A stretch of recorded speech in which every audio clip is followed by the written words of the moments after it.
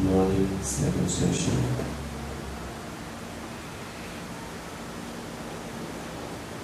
This morning, early morning, we have started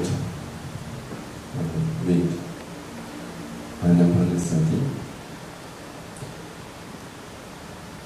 observation of in-breath and out-breath. That is, observing the natural breath.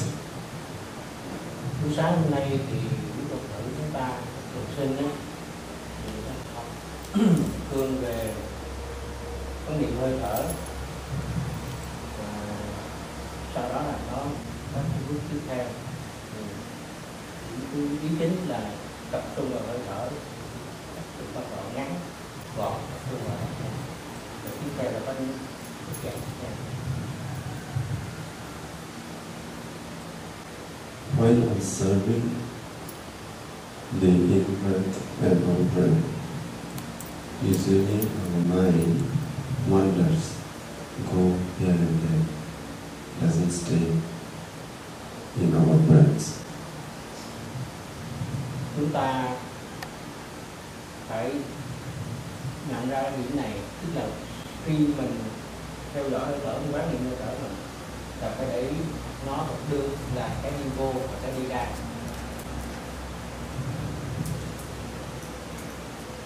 For that, you don't have to worry.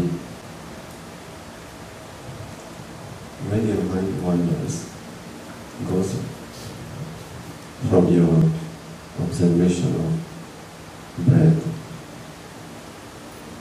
you just know that your mind is wandering, thinking, and then you bring back your mind and start observing in breath.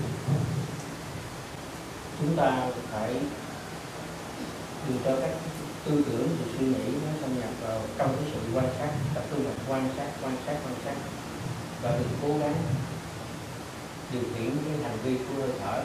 Chúng ta chỉ có mỗi việc là quan sát giống như này được, xem con nó làm cái gì như vậy, mình phải biết hết. So this way, you can continue your sitting meditation by observing in-breath and out-breath, the natural breath only. You don't have to try by yourself. Mình đừng tự bản thân mình cố gắng điều chỉnh một gì của hơi thở mình, ví dụ như mình làm cho nó ngắn, làm cho nó dài không, cứ để cho nó tự nhiên, nó muốn kiểu gì cũng được thôi. Nhưng cái điều quan trọng nhất là quan sát nó, cái gì đó mình cũng phải biết về nó hết.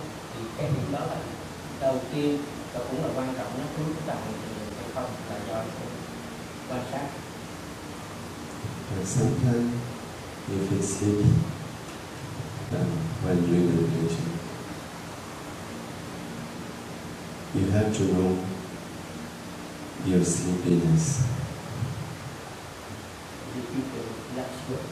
Sleepiness. Sleepiness means cái sleep, cố gắng đừng giữ cho hôn trầm, ngủ gục. So you have to know that. Phải biết rằng that you are sleepy, and then you bring back your mind and observe the breath. Và nếu chúng ta để cho hôn trầm, không tập trung sự quan sát thì chúng ta sẽ mất thời gian, tức là mất cái quan sát đó rồi.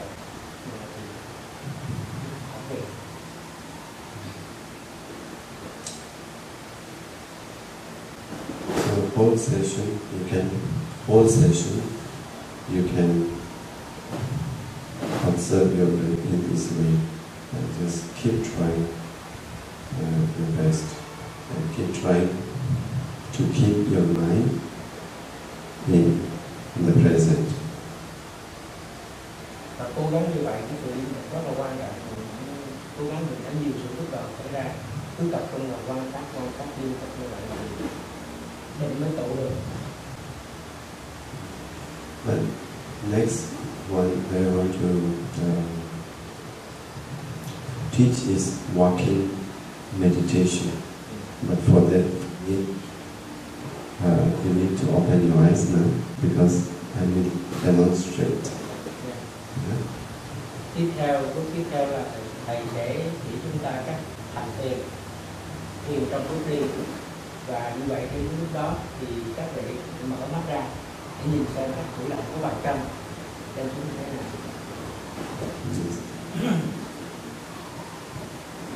I think first 3 days we have been practicing sitting meditation as well as walking meditation. But today I just want to follow. Sáng nay thì chỉ 2 đề mục này thôi, buổi sáng là quan sát hơi thở và theo dõi hơi thở trong bước đi và cái cử động hành vi của hai người trên vào buổi sáng.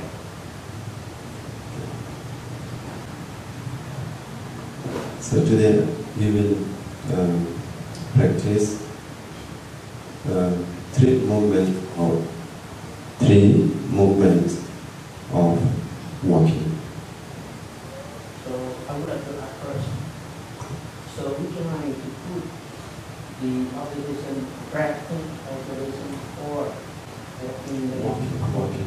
Bây giờ thầy muốn chuyển về một trước cho nó dễ, nó ngắn hơn là hành thiền, sau đó là mới quán niệm hơi thở. Thì các vị làm thấy không? Với ghi. Yeah. And for this also we need to I will demonstrate myself. And important thing here is that we limit, that is how we have to stand and how we have to look. Vì chúng ta ở ngoại quan đầu tiên nhất là xem cái tư thế đứng phải thẳng như thế nào đó, thì rất là xem cái tư thế của thầy đây, chúng ta có thể định vị được cái thế đứng của thầy. Nên như vậy đầu tiên là position, position, erection và cái chiều thẳng đứng, rất là thẳng đứng. And đừng gồng. Next, the placement of your hands. Cái của hai bàn tay. Okay, you can speak louder. Yeah. Can you speak louder? Whether you can hold your hand like this. Giữ bàn tay như thế này. Tay mặt, tay trái, tay mặt, or hold behind. đưa ra đằng sau. Tay mặt đằng sau, tay trái đằng trước, tay mặt nắm, tay trái.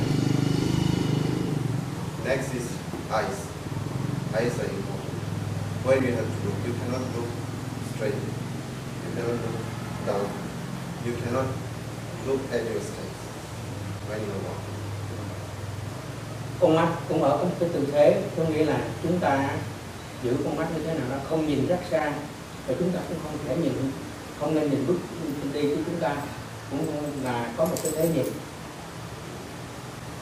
So you just see around 6 feet. Chỉ có tập 6 bước thôi. Don't look here, there. Không nhìn sang trái, không nhìn sang phải. And keep the limit of your distance. Để giữ cái khoảng cách của chúng ta. It should not be too short. Đừng có để cho nó cái khoảng cự ly nó quá ngắn. And should not be too long. Và đừng để cho cái quá dài. Không quá ngắn mà cũng không quá dài. It can be around 15 to 20 steps. Và chúng ta có thể thực hiện trong một quãng thường hành đó là khoảng 15 to 20 meters. Not meter, steps. Okay. Step, từng bước trong một khoảng từ 20 cm thôi. 15 to 20.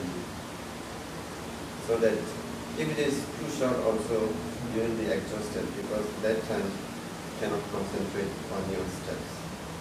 Khi chúng ta để cho bước chúng ta mà nó quá ngắn đó thì chúng ta không thể tập trung được cái định vào đó trong cái bức tranh.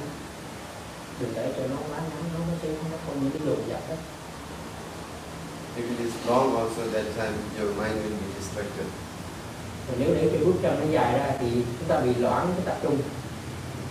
That's why we have to follow some limitation. Và như vậy chúng ta phải tập cho cùng là từ nó quen rồi với cái quãng cách mà chúng ta đã quy định rồi đó, thì từ nó sẽ quen với đó. Okay, now I'm going to demonstrate how to Thầy sẽ biểu diễn ở đây luôn. Nhìn hai bài tranh nào. It is standing like this. We can usually start with our right leg. So here, because we are going to observe three movements. One is that is lifting, moving, and stepping. Then left, lifting, moving, and step. So this way, you can just observe the movement only. Và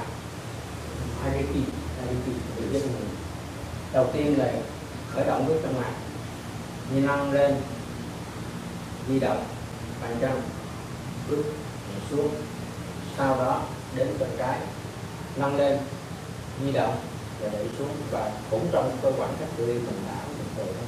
Và như vậy thì chúng ta có thể kiểm soát được tất cả những cái hành vi của cái thiền trong sự tập trung. Like lifting, moving, and stepping. Nữa lên. And then start with left leg, lifting, moving, and stepping. Only these three steps you can observe. Trong ba động tác đó chúng ta như vậy đó thì mình có thể không có mà mình quan sát được, quản lý nó được. I think that's enough for this session. Now you can start observing your in breath and out breath.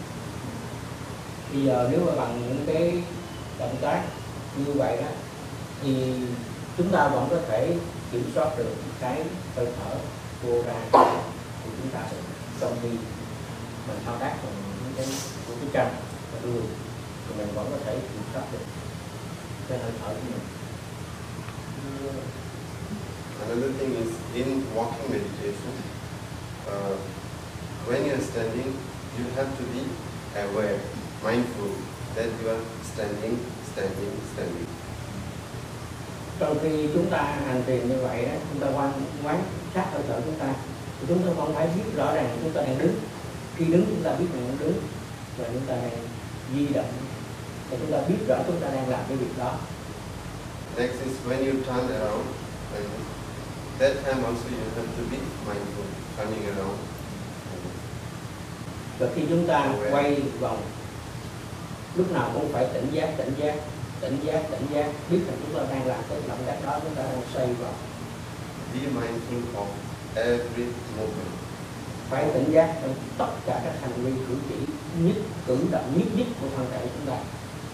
Even your mind wanders at that time, but no need to worry. Still you can bring back.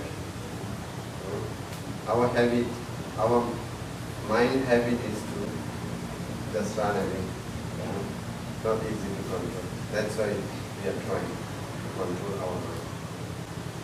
Và như vậy đó thì đừng có lo quá khi mà cái tâm chúng ta nó lang thang, thì chúng ta bằng những cái phối hợp của hơi thở và của cái thân để mình biết là chân giò, bàn chân và giò, nhất là bàn chân đó, thì những cái tác động đó bởi là sự tỉnh nào tỉnh giác, lúc nào tỉnh giác, theo dõi luôn cả thân và luôn cả theo dõi luôn cả hơi thở, thì chúng ta đã nắm lớn phần lớn được sự kiểm soát tập trung cho vào đừng lo khi nó tâm nó chạy, đem nó bắt lại, bắt nó theo dõi mèo coi chuột là hơi thở, mình là mèo, chuột là hơi thở. Cái thứ nhất là biết liền để cho nó làm gì. Okay, now let's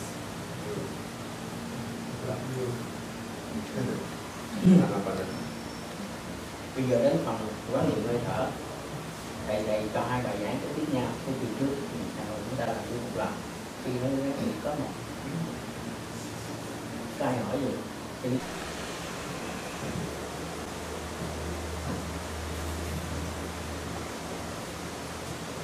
welcome back for this afternoon session. Xin chào mừng quý vị quay lại buổi thiền chiều nay. As we discussed in the discussion, that we are going to practice meditation on feeling. Như đã trao đổi trong cái buổi pháp thoại rằng sáng nay là chúng ta sẽ thực hành thiền chiều nay.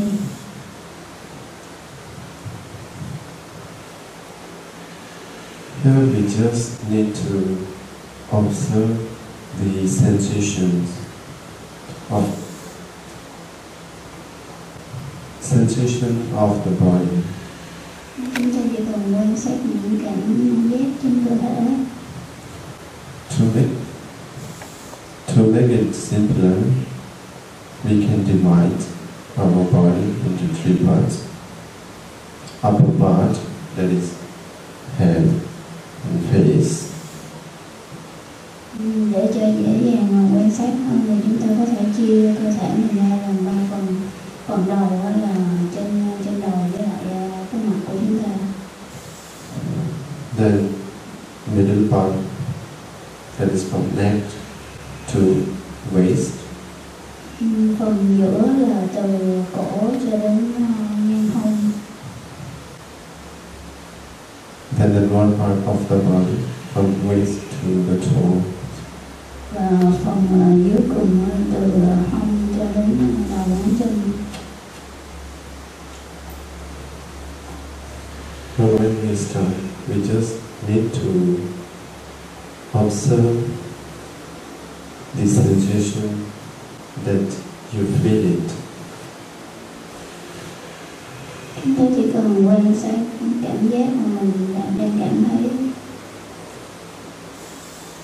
It can be painful sensation,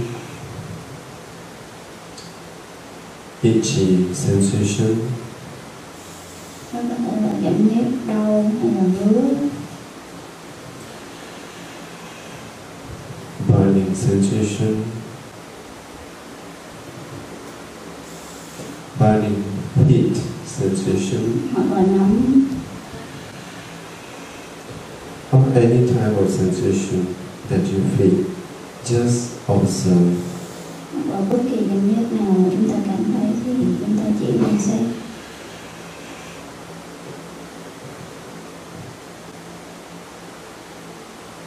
While observing, you don't have to worry much if your mind wanders. Khi quan sát cảm giác thì chúng ta không cần lo là tâm trí mình đang đi lang thang. When your mind is away from the meditation object, Khi tâm trí của chúng ta đang nặng nề với cái bận nước việc quan sát của chúng ta, and you know it, that your mind is wandering, và chúng ta nhận ra là tâm trí mình đang đi lang thang, again you have to bring back your mind and observe this sensation. thì chúng ta chỉ cần mang tâm trí quay lại quan sát tiếp tục cảm giác. Now you can start observing, starting from your head and your face. Bây giờ chúng ta có thể bắt đầu đầu từ phần đầu của chúng ta di chuyển đến xuống dưới hông. And then your neck. Nữa là từ phần đầu di chuyển xuống dưới mặt và xuống dưới cổ. And observe the sensation on the right hand. Sau đó là bàn tay phải. The front side of right hand. From this. Và cái lòng bàn tay phải. And then observe the sensation from the left side. Và tiếp tục quan sát cảm giác ở phía bên trái. Maybe start from below the neck. Bắt đầu từ bên dưới cổ.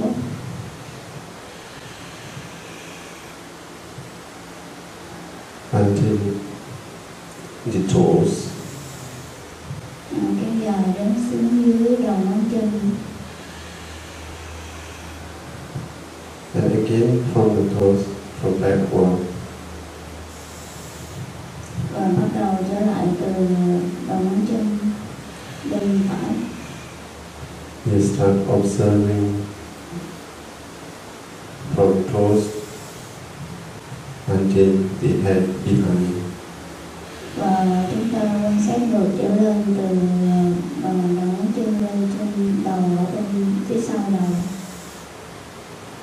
And once you finish observing your senses from front side to back side, Sau khi mà chúng ta đã kết thúc việc quan sát ở cả hai bên, cả phía trước và phía phần hai bên, you can again start from back side, starting from head and then back until toes. Và chúng ta bắt đầu trở lại cái chiều ngược lại là từ đầu cho đến từ trên đầu cho đến đầu ngón chân. And again from toes to upper parts of the body until the head. Tiếp tục quan sát từ ngón chân lên trên phía trên đến đỉnh đầu. Whenever you feel the acute pain, strong pain, especially on the knees, khi mà quý vị cảm thấy cảm giác rất là đau mạnh, nhất là ở vùng đầu gối. at that time you don't have to serve there as long as you do not reach. As long as you do not reach to that part so long, you don't observe the sensation there. Nhưng mà nếu mà mình chưa quan sát đến cái phần đó thì mình vẫn không quan sát ở cái vùng đó. When you reach there only, you just observe it as painful sensation, painful sensation. Còn khi mà mình đã quan sát đến cái phần đó rồi thì mình chỉ quan sát nó như là một cái cơn đau, cảm giác đau thôi. Keep continuing in this way. Quý vị cứ tiếp tục thực hành như thế này.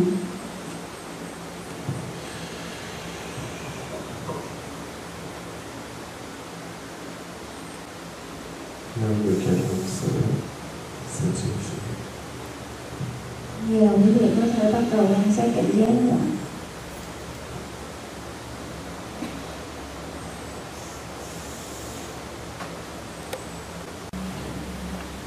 This morning,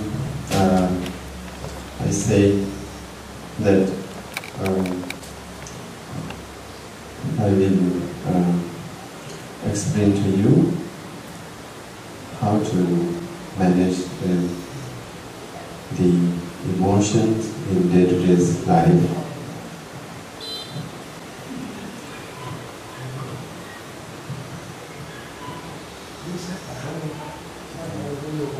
Sorry, can you repeat?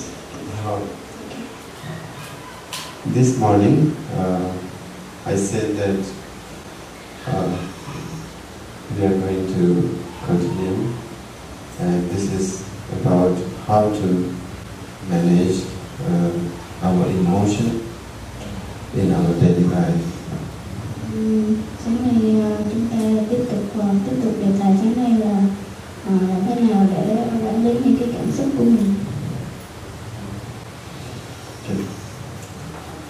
Because since this morning we discussed about feelings, liking, disliking, and then craving. Sáng nay chúng ta đã thảo luận về những cảm giác như là thích, ghét và tham muốn.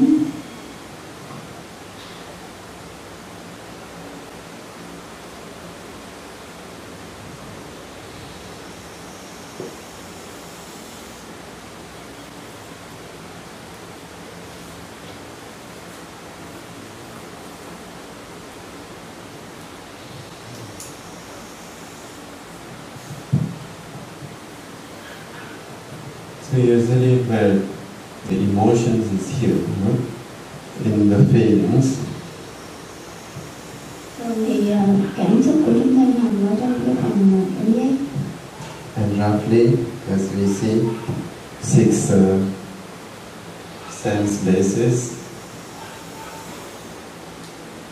and objects.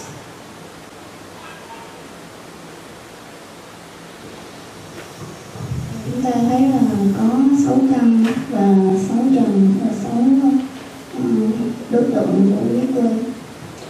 So when these sense base come in contact, come together, touch each other, so at that time this feeling arises. Khi 6 căn của chúng ta tiếp xúc với 6 trần, tức là khi 6 cái giác quan tiếp xúc với 6 cái đối tượng của nó thì cảm giác sẽ sinh khởi. When we are outside, especially when we are dealing our day-to-day life, and we encounter many things, we encounter many people, we encounter many objects. Khi chúng ta ra ngoài ở trong đời sống hàng ngày, chúng ta làm những việc hàng ngày của chúng ta thì chúng ta 6 cái căn này sẽ phải tiếp xúc với rất là nhiều đối tượng khác nhau. So that time, either we can have one of the feelings, especially with pleasant feeling or unpleasant feeling. Và những lúc đó thì trong chúng ta sanh khởi những cái cảm giác khác nhau, nó có thể là cảm giác dễ chịu, cảm giác khó chịu. Because of these feelings, then we have like and dislike, liking and disliking. Chính vì những cảm giác này mà chúng ta bắt đầu phát sinh ra thích hoặc là ghét. And when this liking and disliking increases more and more, it transforms into craving. That is more dangerous. That's why now we will talk how to manage, so that we don't allow craving. Khi những cái cảm giác thích ghét đó nó càng ngày càng tăng trưởng thì nó sẽ phát sinh trong ta sự ham muốn. Đó là lý do chúng ta đang thảo luận làm thế nào để thoát khỏi cái ham muốn như thế nào. And this technique is nothing to do with sitting meditation. Những cái kỹ thuật này nó không có liên quan gì đến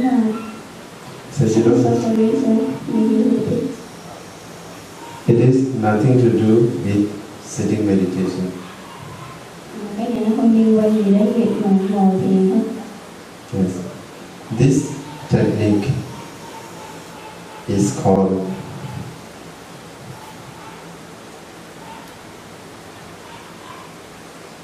reflection. Cái kỳ thu được này được gọi là phản chiếu, hồ quang phản chiếu. Have you heard about this reflection? Quý vị có từng nghe về cái phản chiếu này chưa? Do you understand what is reflection? Quý vị có biết cái nào là phản chiếu này? What is that? Kinh nghiệm. Look into ourselves. Okay, look into ourselves, that's right. So, when we say reflection, usually we can see the things as they are. Đúng, cô nói là nhìn vào sâu vào bên trong mình, thì ở đúng như vậy. Đó là cái thuật để mà chúng ta nhìn sự vật như nó đang là. This term, this word is very, very important for all of us. Cái từ khóa này rất là quan trọng đối với tất cả chúng ta. Especially for monks and nuns. Là đối với chư tăng và chư ni. Because in many cases, in the Tipitaka, we can find the importance of reflection. Trong rất nhiều trường hợp chúng ta sẽ tìm thấy tầm quan trọng của cái việc hồ quang phản chiếu này. Just like when our new Samaneri became Samaneri on 8, I think, right? Or 7, I forgot. So that time they decided once with regard to robe, that is reflection on robe. As Bhante also explained. Khi mà cái này thì con về tri về đây con cũng rõ lắm, nhưng mà đại khái là khi mà sa di hay là gì đó thọ giới thì khi mà đó thì họ sẽ đi thay đổi y, sẽ phải ấp tim. Oh, okay, thank you. I think I spoke too long. It's okay. On that day, this Bhante explained the purpose of wearing this clothes, robe. Thầy sẽ giảng on Monday. Venerable. Và thứ hai thì thầy sẽ giảng về mục đích của việc mà những cái đắp những cái y như vậy. Yeah, basically, for monks and nuns, we have 4 requisites. Four things. Đối với năm nay chúng ta có 4 yêu cầu, 4 điều cần phải có. Basic. 4 điều cơ bản cần phải có. That's what they need. One is robe, food, right? To survive, to continue our life. Đó là tứ vật dụng, thì đó là y áo, thực phẩm, thuốc men. Shelter. Chỗ ở. Shelter, okay. And medicine. Because this thing also, even though the basic things, but this thing also can create liking and disliking, and eventually, becoming craving. Đây là 4 thứ mà trong đời sống hàng ngày chúng ta thường phải sử dụng, nhưng mà 4 thứ này cũng có thể tạo thành thích hay ghét trong chúng ta, và từ đó tạo nên cái sự tham muốn. That's why Buddha always encourage monks and nuns to reflect the purpose of using these 4 things. Đó là lý do vì sao mà tăng và chư ni thường xuyên được nhắc nhở phải suy nghĩ và phản chiếu về 4 tứ vật dụng này. Even for ladybird also. For ladybird also, ladybird also need this four ways to lead a simple life. Đối với những Phật tử tại gia thì chúng ta cũng nên áp dụng suy nghĩ phản chiếu về những thứ vật dụng này. The only thing is they do not reflect only the purpose of using these things. Thường thì chúng ta không có hay suy nghĩ hay là phản chiếu về mục đích việc sử dụng những thứ vật dụng như vậy. Okay, now let us come to reflection, that is related to 6 sense bases and 6 objects. Bây giờ chúng ta sẽ đi sâu vào cái phần phản chiếu mục đích của việc sử dụng thứ vật dụng trong cái việc liên hệ với sáu căn và sáu trần. May I ask you one question? Sư muốn hỏi quý vị một câu hỏi. What is the one thing that make you emotional among these 6 sense bases and objects? Quý vị có thể nêu ra một điều mà khiến cho quý vị cảm thấy có cảm xúc rất là mạnh mẽ. Đó có thể là nằm trong 6 giác quan, 6 trần trong đây. Kể ra một điều. You can answer. Anyone? Có ai có ý kiến gì không?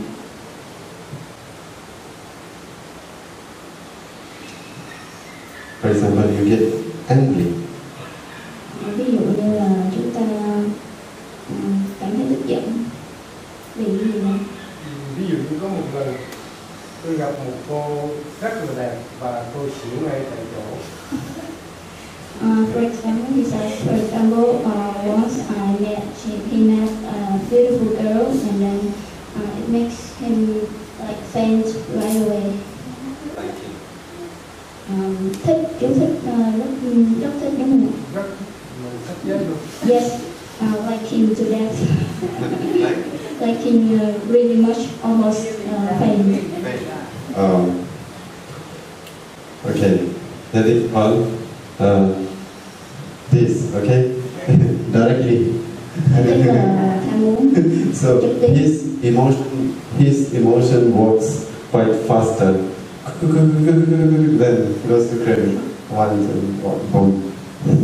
Thì cái cảm xúc của vị này đã gia tăng rất là nhanh chóng về cái thích gia tăng nhanh chóng đến mức mà tham muốn được đến là cuối cùng là cái đầm.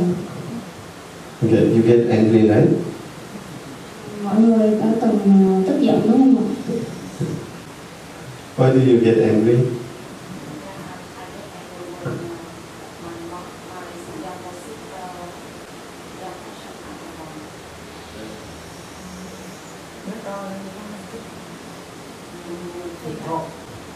Yeah. I'm angry. Yes. When my younger sister grew up, action as a mom. Okay. According to her wish, that when her sister doesn't listen to her or doesn't do anything, she gets angry. Yes, reaction. Okay. Emotion because of feeling. And when you say something right, and she doesn't listen, and you get, or maybe sometimes she also talk back, right? Yes, okay, good. Not good for angry, huh? Anger. Good means that you answer that one. Anyone? Do I need to translate this? No, it's okay, that one. Có còn ai còn thấy tức giận vì gì không?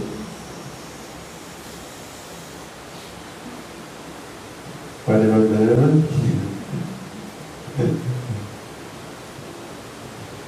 Okay. You would like to say? Cô thì sao? Con nhận một nhân viên là làm á, nhưng mà phát xuất công recently she's got an employee who is not as obedient as she should be, and it makes her really angry. Angry with her Employee. employer. Okay. Okay. What is the reason? No need to go in detail. I mean, the reason there is something there, no? Lý do mà cô thấy tức giận mình không có cần nói chi tiết, nhưng mà sơ sơ, kể sơ sơ. Không có hoàn thành cái mục đích mà mình đưa ra, cái yêu cầu của mình, cái mong muốn của mình mà không đạt được. She doesn't like complete all the requirements from her, so she. Yes. Okay. Let's see. We got two answers, right? We got to one is angry with employee, and another is with sister, younger sister. You know why we get angry? Mọi người có biết vì sao chúng ta tức giận không? That is because of ego. Vì cái bản ngã của chúng ta. I, right? Cái tôi. I. You don't listen to me. Vì một ai đó thì mà bạn không nghe theo lời tôi. This one comes because we don't have reflection. Chúng ta có cái tôi này bởi vì chúng ta không có chịu hồi lên phản chiếu. So in order to control our emotions, especially negative emotions, we need to do reflection. Và vì vậy mà để chúng ta điều khiển cái cảm xúc của mình, nhất là những cảm xúc tiêu cực, thì chúng ta cần phải hồi lên phản chiếu. Now, how do we reflect in day-to-day life? Vậy thì chúng ta phải phản chiếu như thế nào trong đời sống hàng ngày của mình?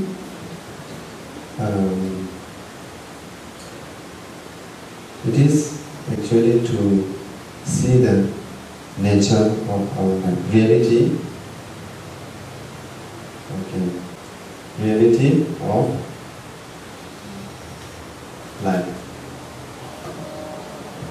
Chúng ta phải xem xét cái thực tế của cuộc sống, thực tại của cuộc sống.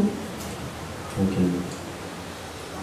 Now I just explain 5 ways that we can reflect, or 5 ways we can reflect, so that at least in some way we can control our emotions, sadness, anger, greed, whatever. Any kind of emotions. Bây giờ thì thầy sẽ chỉ cho chúng ta 5 cách để chúng ta thực hiện ngồi phản chiếu, để mà chúng ta có thể kiểm soát những cái cảm xúc của chúng ta, như là tức giận, buồn bã, căm ghét, vân vân. Every day you can reflect, no? You can try, and it is reality. And every day we see this thing. We really see these things in our daily life. Đây là những cách mà chúng ta có thể thực hành, vì đây là những cái mà chúng ta đều tiếp xúc hàng ngày hết. Okay, first reality of life. Điều đầu tiên, which nobody likes to be. Cái điều này thì không ai thích hết.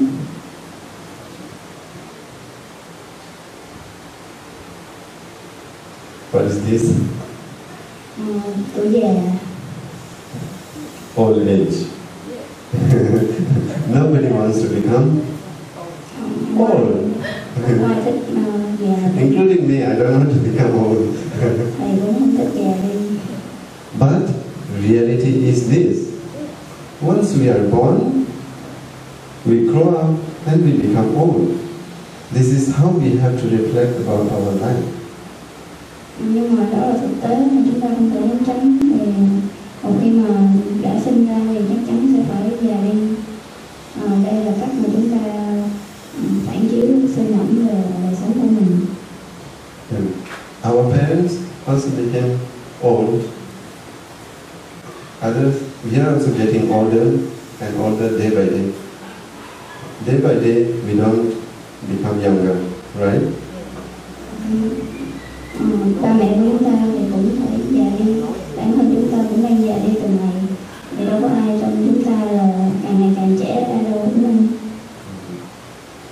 So you can reflect that this is the nature of my life. One day I'm going to become old, quite old, and finally let's see next. Vì vậy quý vị có thể suy ngẫm phản chiếu là tất cả chúng ta đều đang phải già đi mỗi ngày. Tiếp theo. Second one, also this is reality of life, is sickness. Cái thứ hai đó là đau bệnh.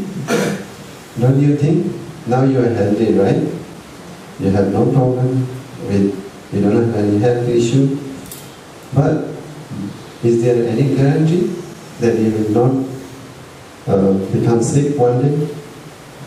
Bây giờ cho dù quý vị có đang rất là khỏe mạnh, nhưng mà có điều gì đảm bảo chắc chắn là quý vị sẽ không bị bệnh một ngày nào đó không?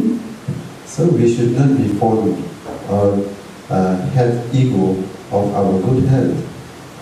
Bởi vì chúng ta đừng có quá tự cao về cái sức khỏe tốt của mình. That's why this reflecting on sickness also will help us to maintain our mind.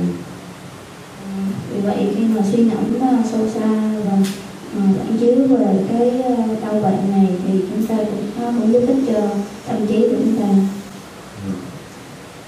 Next one, which nobody likes, almost nobody, and they don't want to talk about this one. What could be? Can you guess? Yeah, because nobody likes it, right? That is death. Who wants to die? I don't want to die, of course, not now. Cái cuối cùng là cái mà cũng không ai thích hết, đó là chết. Thì có ai muốn chết không? Chắc là không có ai muốn chết hết đâu. But usually people shy away to talk about death. Vậy mà hầu hết chúng ta đều rất là ngại khi mà phải đề cập đến việc chết chóc. Nobody wants to talk about death. Chả có ai chịu nói, chả ai nói chúng ta về chết hết. Because they think this is a sad thing to discuss about. Bởi vì họ nghĩ là đây là một điều rất là đáng buồn, không có nên thảo luận. In reality, we all know that we have to die. Trên thực tế là chúng ta đều biết là tất cả chúng ta đều phải chết. Actually, in fact, when we reflect on death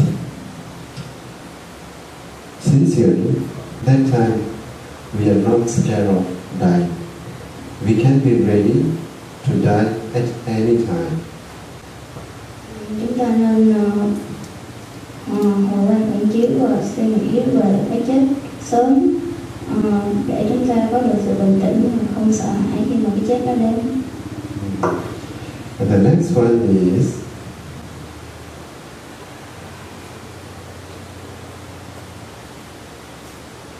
separation from loved one. Yeah.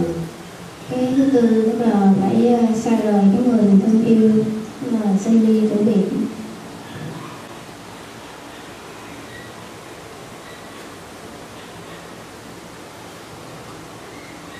We love our parents, we love our grandparents, we love our children, we love our siblings, but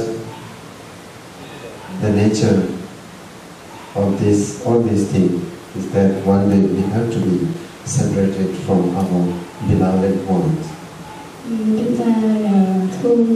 Chúng ta yêu thương ba mẹ, yêu thương con cái, anh chị em, nhưng mà cái thực tế của cuộc sống là chúng ta đều phải rời xa họ vào một ngày nào đó. Okay, the last one is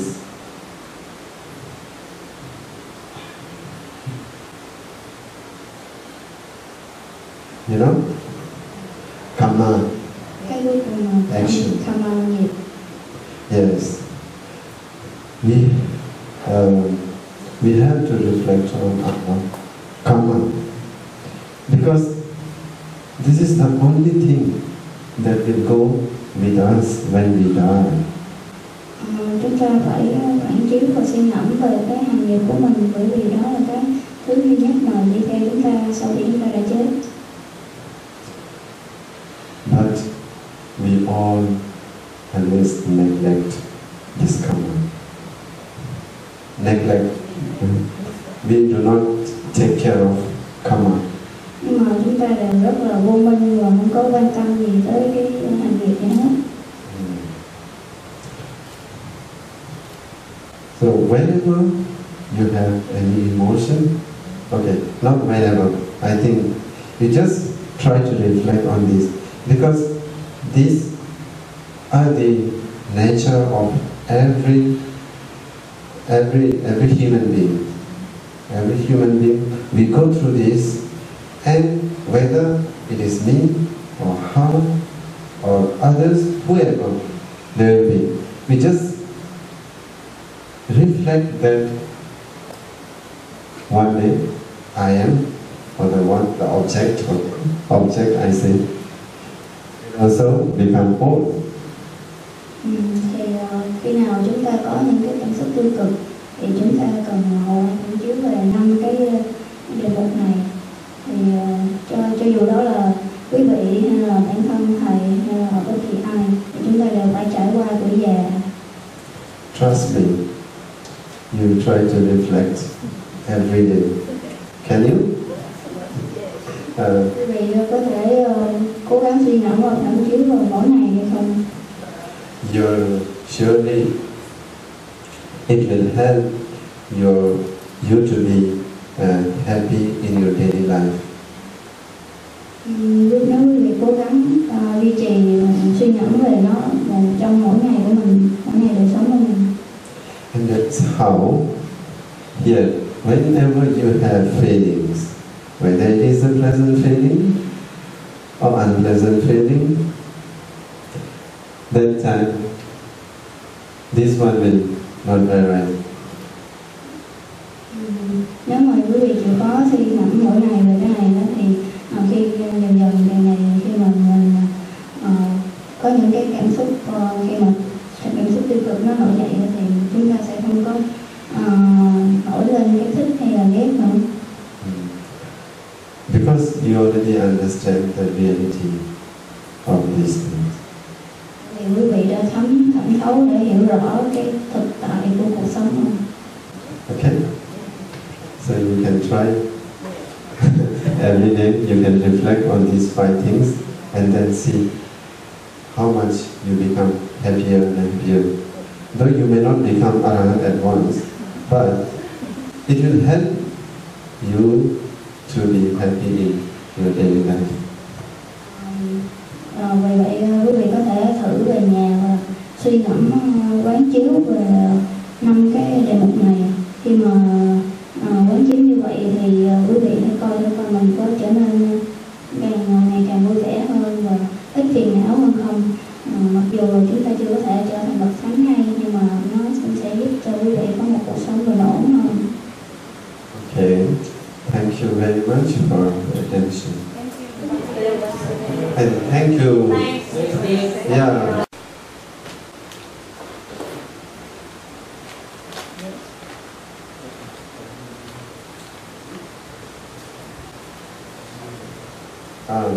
Maybe if you have any questions regarding this, we can discuss.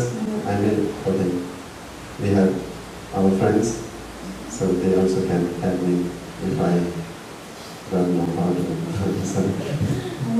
câu hỏi nào thì cũng có thể hỏi, và các sư ở đây sẽ cùng giải đáp cho quý vị. Yes.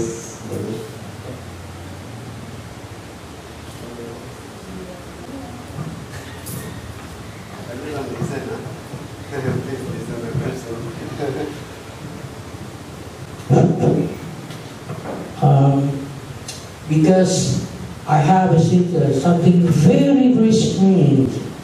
Bởi vì vừa rồi đó là tôi thấy một cái mà rất là lạ. I didn't know how to call it and what it is. Tôi cũng không biết gọi nó là cái gì. During the time, the moment, trong cái lúc I do my observation over the feelings, thì trong lúc tôi quan sát, tập trung cực kỳ quan sát mình về cái cảm nhận của mình đấy, tôi thấy một cái này. I have seen one thing, something I don't know. I need to explain. I see. Tôi thấy như thế này. Behind the observation and above, like a coverage, very very tremendous. Nó giống như là cái dù nó phủ rất là lớn, and it's very very bright. Nó rất là sáng and penetrating, xuyên thấu luôn. It has a nice eye, like a nice eye, giống như là cái nhìn này mà nó rất là mixture in my observation. Nó lẫn lộn ở trong cái nó trộn ở trong cái quan sát của tôi đó, mà nó nằm ở dưới và nó nằm ở trên rất phủ. And it's free. It does not link to anything, and nó không có bị cái gì áp chế nó hết. And it is not affected from anything. Còn nó cũng không có bị cái gì mà nó kéo vào đây. Nhưng there's one very very sad thing. Có một việc rất là buồn. When I pay attention to feeling, khi mà tôi để ý tới cái cảm nhận đó, and I have something react. Tôi có một vài cái phản ứng ngứa quá, itching, too much itching. So I start, tôi gãi, and I see something appear. Tôi thấy một số cái gì đó nó hiện ra. Thì you know, I see something I cannot say. Tôi không biết nói cái đó cái gì. Nó tự nhiên nó tối lại. It darken,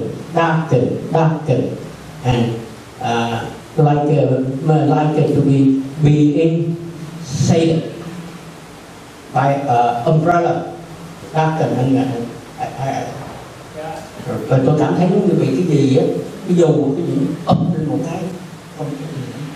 So I need you explain whether it is an illusion or not. Có phải đây là cái ảo ảnh hay không? Và tôi phải xử lý how I do the treatment to this. I have seen, và tôi phải làm thế nào, tôi xử lý thế nào cái mà tôi vừa mới thấy thất tiện. Now disappear. By the way, can you summarize your question? Because when you asking a question, by the way, can you summarize your question in English? When you asking a question to the Bandi, because your question is interrupted by your language, that's why we cannot catch the whole question. So in that case, can you summarize your question again? I do recognize exactly.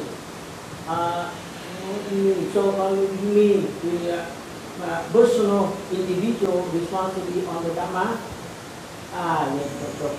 Okay. So Master, the Venerables, the question is very simple. During the meditation this afternoon, and he experienced some strange thing. The first time in his life, when he tried to observe the sensation the feeling, and he observed, he sees something like the umbrella, but very bright, up on above his head, cover the whole body, and he doesn't know what happened. He cannot do anything. Just something strange in his life the first time. Okay, I leave it for the Venerable to respond.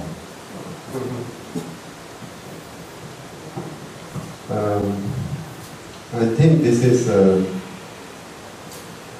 because when we really concentrate our mind, when it becomes concentrated mind, at that time this kind of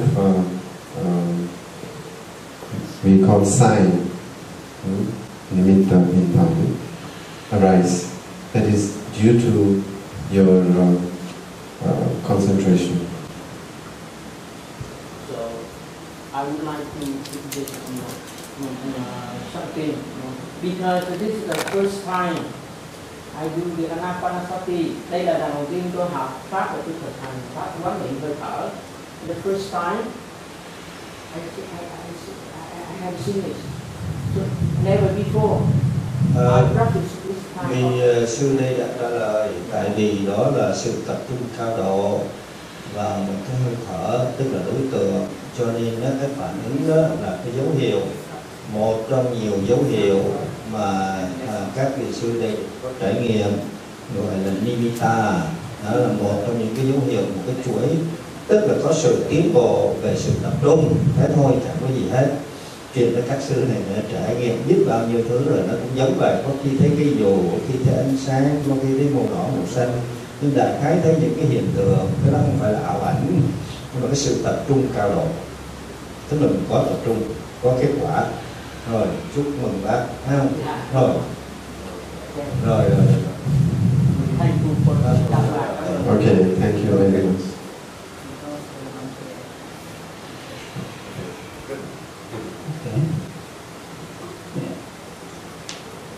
There are some stages for the new practitioner.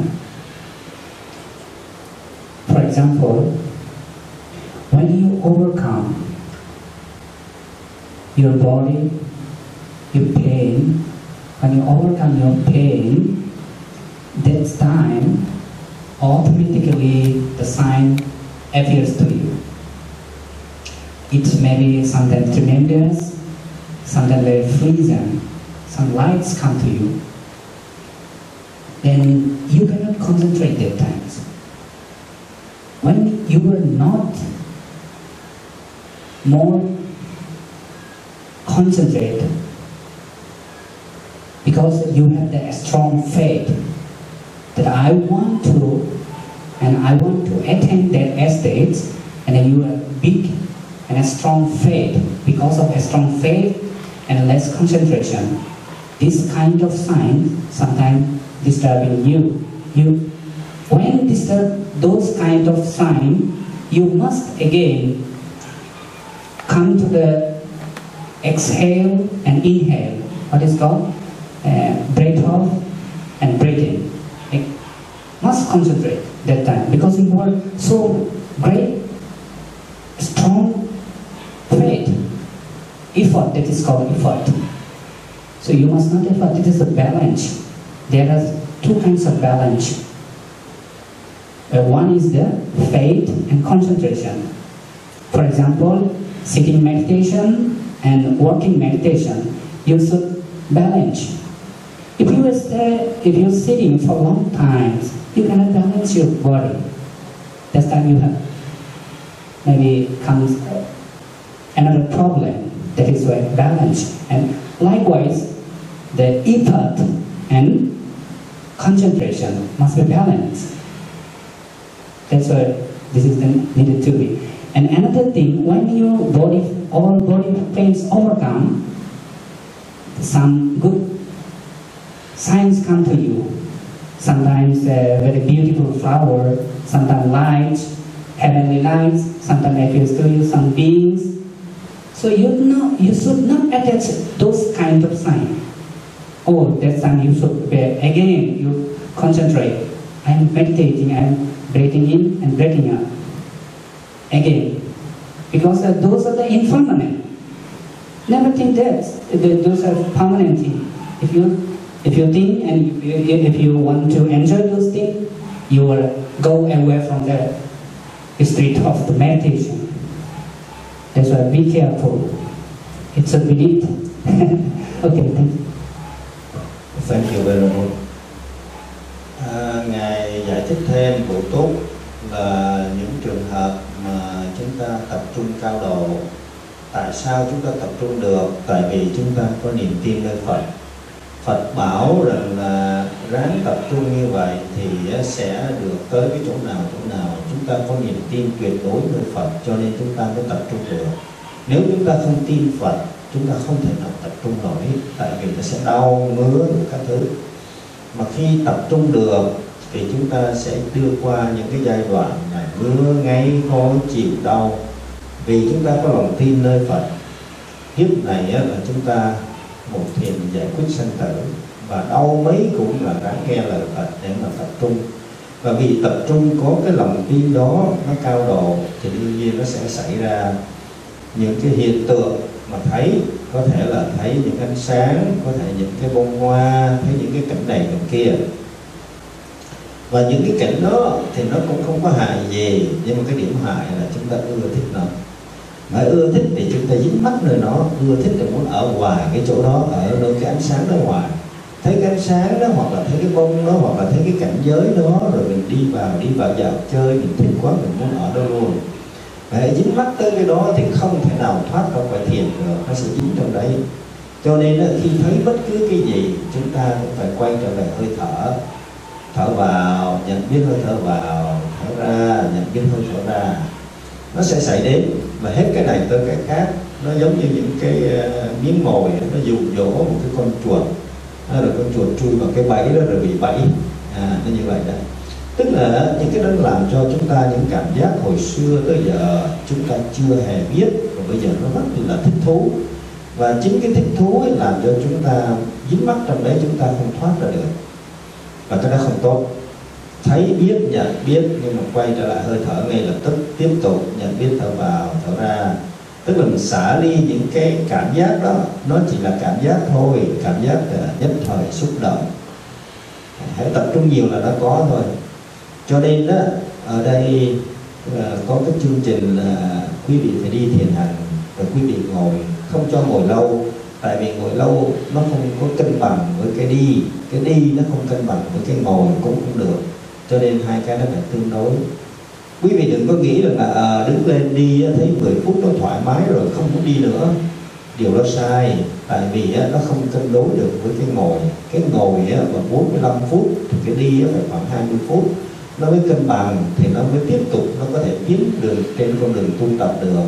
Còn có nhiều vị nếu thôi 10 phút nó thoải mái quá rồi đi ra uống nước nghỉ ngồi chơi, không tiếp tục nữa, và như vậy là không có cân bằng.